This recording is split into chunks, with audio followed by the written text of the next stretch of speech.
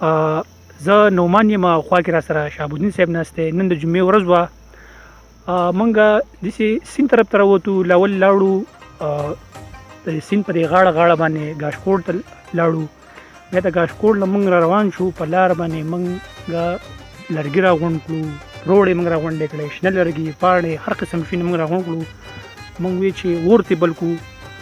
نو تاسو دا اینه دا اور بلیږي او تیزه سیلۍ ده، دا سیلۍ راځي په دې اور باندې لګي. زمونږ هم څه محنت نه غواړي چې دا اور موږ بل کړو.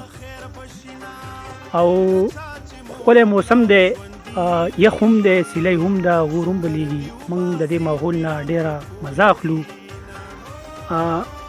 شهابالدین صاحب ته کیمره نیسم چې د دې موسم په هکله، د دې اور په هکله، د دې حالاتو په هکله تاسو سره خپلې خبرې شریکې. سیند ته راځو، لرګي ټولو او دا پروړې ټولو، دا یو شی ټولو، بل شی ټولو، د سیند غاړې له زول ته اور بلو. نو موږ په دې نشه نن سبا اخته شوي، لکه موږ ته ډېر خوند اخلو په دې اور بلولو کې، په دې ژمي کې، په دې یخو هواګانو کې. دا ډېره مزه کوي. او په آخر کې ورته زه یو شعر ووایم چې دا د نن سبا د حالاتو پورې دی، د خلکو پورې دی، زموږ په دې ملک کې چې کوم سیاسي حالات روان دي په دې باره کې دی چې غلط یقین غلط ګمان دی چې حالات به ښه شي.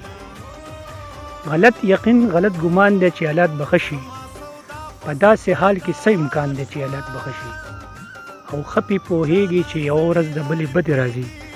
دلته په تمه لا نادان دی چې حالات به ښه شي. والسلام.